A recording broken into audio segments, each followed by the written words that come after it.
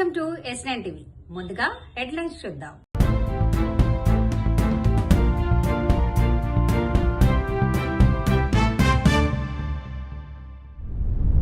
నకిలీ పట్టాల పేరుతో డబ్బులు వసూలు చేసి మోసం. సత్తెనపల్లి సబ్ జైలు నుంచి ఖైదీ పరారీ. ప్రొఫెసర్ నాగేశ్వర్ కరడుగట్టిన తీవ్రవాది. జగన్ గారి నామస్మరణమే ఎక్కువ చేస్తున్నారు. నా పేరు కరిష్మా జైస్వాల్. విఠల్వాడి నారాయణగూడలో ఉంటాను నేను. నా దగ్గర సమస్య వచ్చింది. కే నరసింహరావు, ఈయన విఠల్వాడి నారాయణగూడలో ఉంటాడు.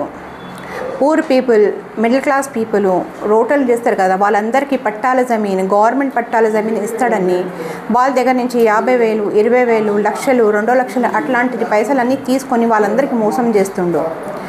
చేరళి, మల్కాజ్గిరి, మేడపల్లి, అవుటర్ ఆఫ్ హైదరాబాద్లో వీళ్ళందరికీ గవర్నమెంట్ ల్యాండ్ ఇస్తాడని వీళ్ళ దగ్గర నుంచి ఎంత పైసలు తీసుకున్నాడు.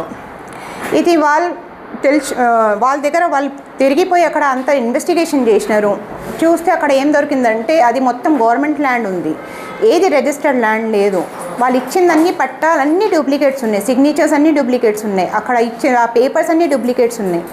వాళ్ళు తిరిగి మా దగ్గర వచ్చి అడిగారు, ఇట్లా అంత సమస్యలు ఉన్నాయి, ఇట్లా చేస్తుండు, మేమేం చేయాలంటే వాళ్ళందరికీ బెదిరించి చెప్తుండో నేను బీజేపీ గవర్నమెంట్, బీజేపీ సర్కార్ నుంచి వెనకలు ఉన్నాను, నేను వాళ్ళ దగ్గర పనిచేస్తాను. నేను నా వెనకాల చింతల రామరెడ్డి సార్ ఉన్నారు. అట్లా వాళ్ళు చెప్పి ఇది అంతా ఆశ్వాసం ఇచ్చి వాళ్ళందరికీ బెదిరిస్తుండు. వాళ్ళు తిరిగి పైసలు అడిగితే వాళ్ళందరికీ అంటుండు, ఇప్పుడు పైసలు అయితే నా దగ్గర లేవు, ఇంకా మీరు 6 లక్షల పైసలు ఇస్తే మీకు జమీలు, మీకు పట్టాలన్నీ ప్రాపర్గా ఇస్తానని అంటుండు. కానీ వెరిఫికేషన్ అంతా చేసిన తర్వాత ఏం దొరికిందంటే అదంతా అసలు గవర్నమెంట్ ల్యాండ్ అసలు లేదు, పేపర్సే మొత్తం ఫేక్ ఉన్నాయి, అన్నీ ఫ్రాడ్ ఉన్నాయని తెలిసిందండి. ఇప్పుడు ఏంటంటే ఇది బీజేపీ గవర్నమెంట్, చింతల రామరెడ్డి లేకపోతే ఇది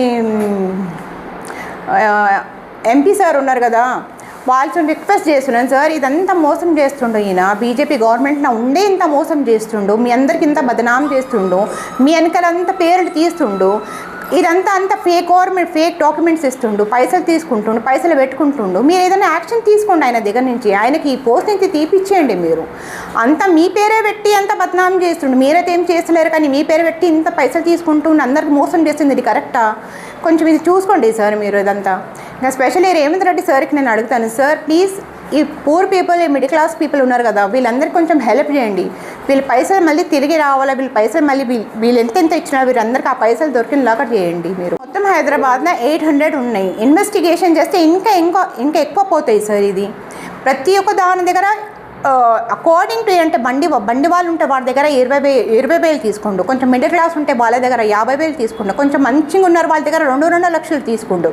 ఇట్లా ప్రాపర్ మనం ఇన్వెస్టిగేషన్ క్యాలిక్యులేషన్ చేసి ఇది మొత్తం క్రోర్స్ మీద అయిపోతాయి. ఇట్లా ఉంది. ఇది మొత్తం 800 ఇన్వెస్టిగేషన్ చేస్తే చాలా దొరుకుతాయి సార్. కానీ ఇప్పుడు ప్రస్తుతానికి మా దగ్గర అయితే 1200 పట్టాల్సి ఇచ్చింది, అది మా దగ్గర ప్రూఫ్ ఉంది మా దగ్గర అంతా. ఇది కే నరసింహరావు, ఈయన బీజేపీలో పనిచేస్తాడు, సెంట్రల్ జిల్లా సెక్రటరీ ఉన్నాడు. ఈ పోస్ట్ మీదనే అందరికి బెదిరించి పైసలు తీసుకున్నాడు సార్. ప్రొఫెసర్ నాగేశ్వరరావు కాదు, కరుడుని గట్టిన తీవ్రవాది, నక్సలైట్, బీజేపీకి వ్యతిరేకవాది, మేధావి కాదు. దేశంలో కమ్యూనిస్టు రక్తాన్ని తాగినటువంటి వ్యక్తి. నేను ఈవేళ చెప్తున్నా, అతను మేధావని ఎవరన్నా అంటే మనకు సరైనటువంటి ఆలోచన లేదని మేధావిగా కోటేసుకున్నాడంతే. చాలామంది కోట్లు వేసుకుంటున్నారు, మన ఊళ్ళో కూడా కోట్లు వేసుకుంటారు.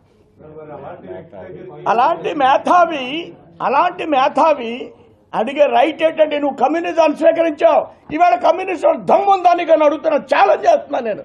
ఒక రాష్ట్రం ఉందా ఈ దేశంలో?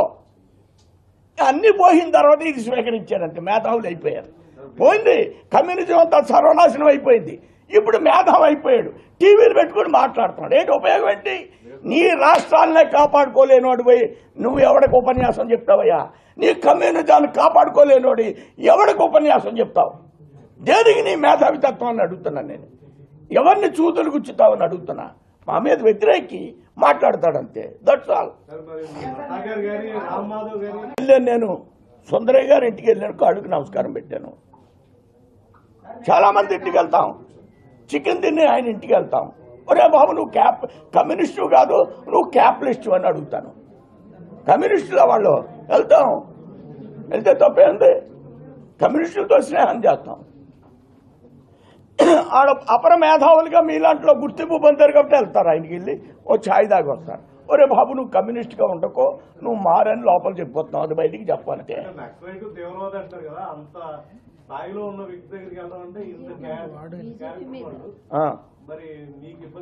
అలాంటి వాడి దగ్గరికి కూడా వెళ్తుంది భారతీయ జనతా పార్టీ. ఈ ప్రొఫెసర్ నాగేశ్వరరావు నన్ను ప్రశ్నించాడు, ఏమన్నాడంటే, ఏమండి వీర్రాజు గారు మీరేంటండి పీడీపీతో పొత్తు పెట్టుకున్నారండి అని అడిగాడు. ఏ పార్టీతో? పీడీపీ. ఎక్కడ ఉంటుంది అది? జమ్మూ కాశ్మీర్లో ఉంటుంది.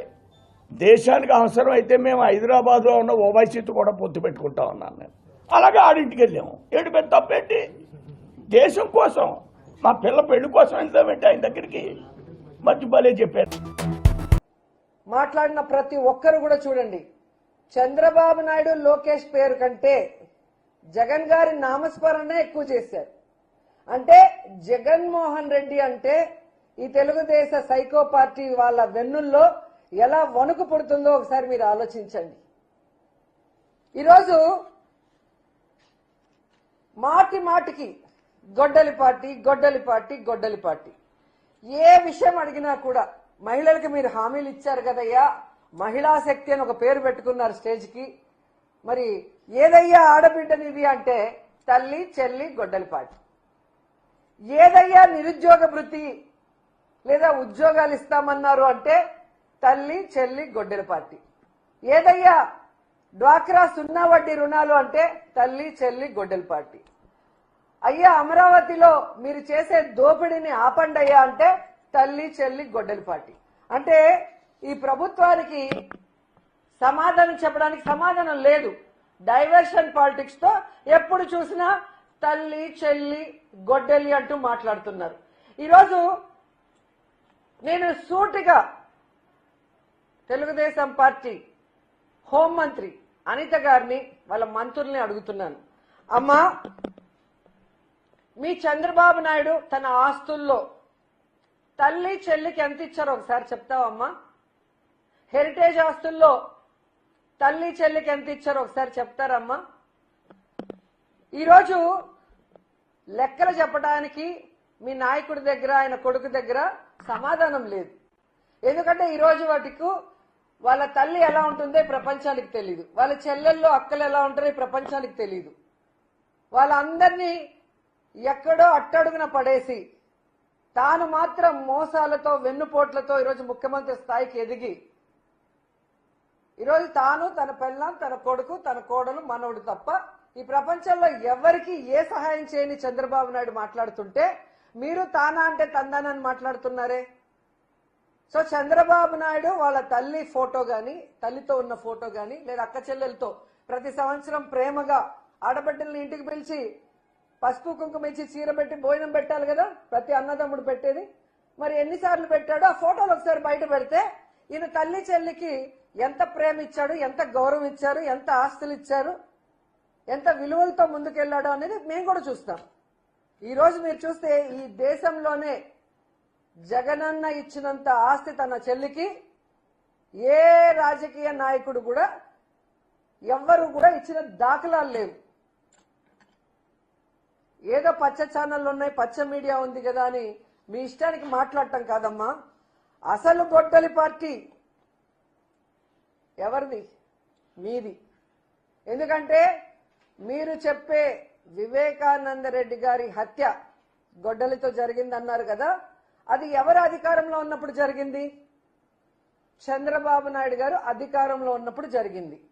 మరి ఆ రోజు మా అక్కలిద్దరు మాట్లాడుతున్నారు కదా, ఇప్పుడు వివేకానంద రెడ్డి కూతురును ఇంకొక అక్క, వాళ్ళు అప్పుడెందుకు మాట్లాడలేదని నేను అడుగుతున్నా. పవన్ కళ్యాణ్ గారు అప్పుడెందుకు మాట్లాడలేదు అని అడుగుతున్నా. ఈ రోజు వేదిక మీద ఉన్న మాట్లాడిన ఈ గొడ్డలి పార్టీని మాట్లాడిన వాళ్ళు ఆ రోజు ఎందుకు మాట్లాడలేదని అడుగుతున్నా.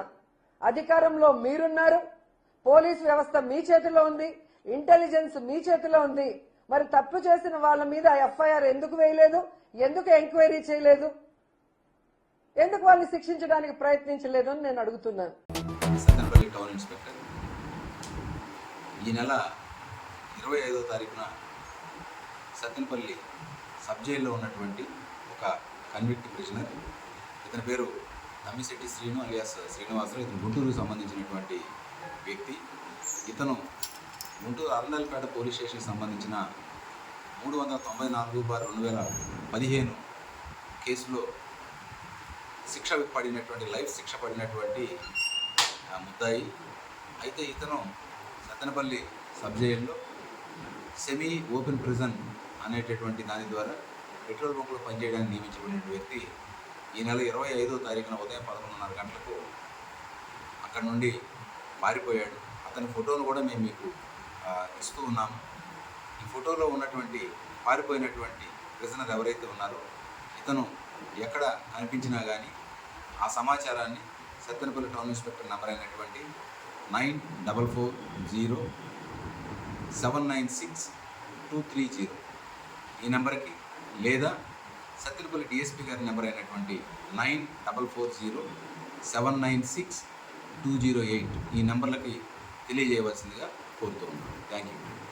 ఇంతటితో వార్తలు సమాప్తం. మరిన్ని అప్డేట్స్ కోసం చూస్తూనే ఉండండి S9 టీవీ న్యూస్.